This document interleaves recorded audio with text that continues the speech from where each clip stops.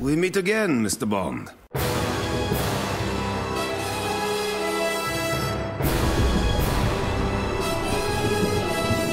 Designed to commemorate James Bond's 50th anniversary in film, 007 Legends takes players through a handful of the British spy's cinematic exploits, with one slight catch. As with Activision's reboot of GoldenEye, each movie adaptation stars Daniel Craig's likeness instead of the original actors. Yet while the proper anniversary gift is traditionally gold, the developers have instead given players the finger, releasing a game marred with technical problems, poor gameplay, and unexciting missions.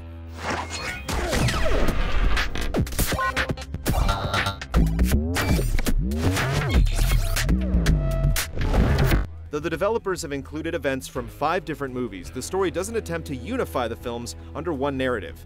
Instead, the game approaches each movie like a flashback sequence, with Bond apparently reminiscing about his career while wounded and sinking underwater after an opening sequence based upon the upcoming movie Skyfall.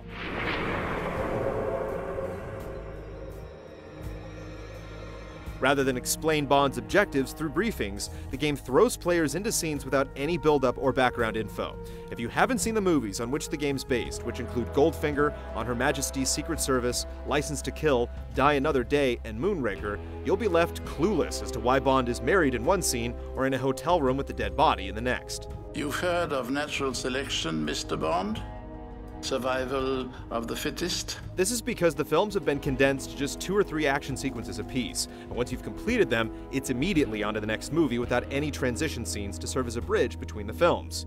It's jarring, and the piecemeal format squanders a potentially interesting concept, trying to rework disparate movies into a cohesive whole. But alas, you won't be alive to see it.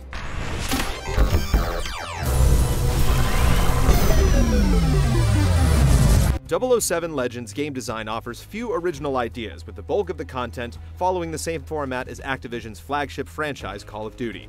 While that might not seem like a bad idea, the end result feels more like a cheap knockoff than an experience on par with the military shooter. On-foot missions take place within confined spaces, even when you're outdoors, so you're expected to keep moving forward while following a white dot indicating where you're supposed to go and how far you have to travel. Just focus on the mission. Stick to your cover story and you'll be fine. The game's single-player campaign consists of 11 levels spread across the 5 featured films, so you'll be revisiting such locales as Fort Knox, Blofeld's not-so-secret underground base, a space station, and an ice hotel, among others. Depending on the difficulty level you select, you'll either have 1 or 2 optional side objectives to complete in addition to the main story objective, which typically involves getting from point A to point B while eliminating any hostile resistance along the way. Is this what you're looking for?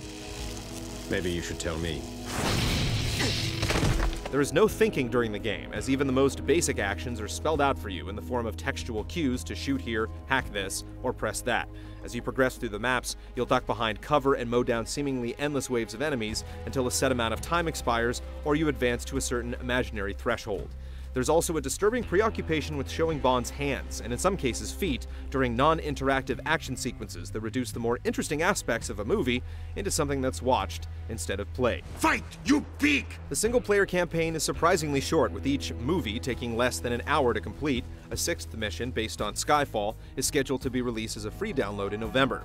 Once you've completed a mission, you'll receive a score based on your performance. Experience points accumulated during the mission are used to unlock perks such as extra health or weapon attachments like scopes, silencers, and larger magazines. Go after him, James. Get the damn bomb. In addition to the campaign, 007 Legends includes a separate challenge mode that has you trying to escape one of the levels within a certain time, protect objectives from waves of enemies, reach an extraction point, and so forth. The goal is to get a perfect star rating in each scenario, but it's doubtful anyone will have the patience to complete more than a handful due to the issues with gameplay. Good. This shouldn't take too long. While the game also includes online support for up to 12 players and a split-screen option for 4, 007 Legends multiplayer component is a mess. There are plenty of game types and customization options, as well as a Call of Duty-style ranking and unlock system, but severe slowdown, twitchy animation, boring maps, and unbalanced weapons serve as constant reminders that just about everybody does multiplayer better.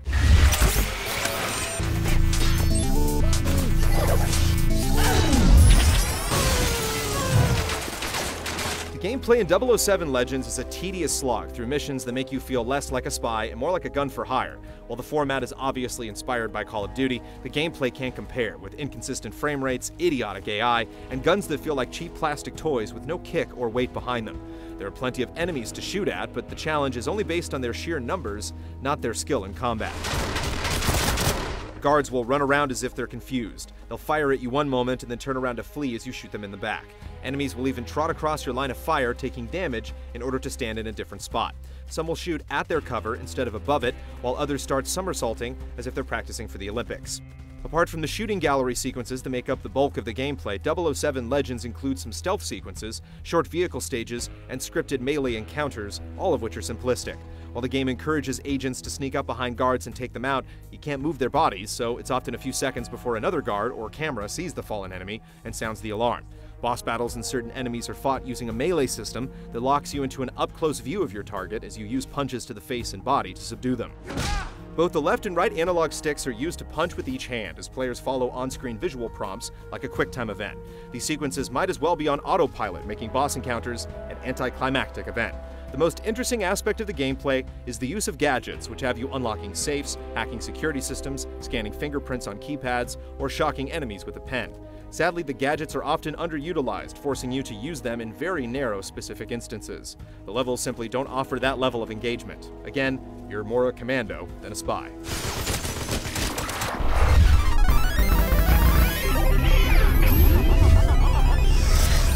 Goldfinger, do you expect me to talk? No, Mr. Bond. I expect you to die. Eurocom has a long history of developing Bond games, beginning with 2000's The World Is Not Enough on Nintendo 64, so it's puzzling why Legends looks several years behind other games. Players will notice shockingly simplistic textures, enemies that have the same 2 or 3 death animations, explosions with no oomph, environments more hazy than sharp, a frame rate that bogs down at seemingly random times, and close-up camera work that's more shaken than Bond's Martini. Even the audio is disappointing. Guns don't sound remotely realistic, and James Bond isn't voiced by Daniel Craig. The latter wouldn't be as much of an issue if the actor didn't sound completely bored.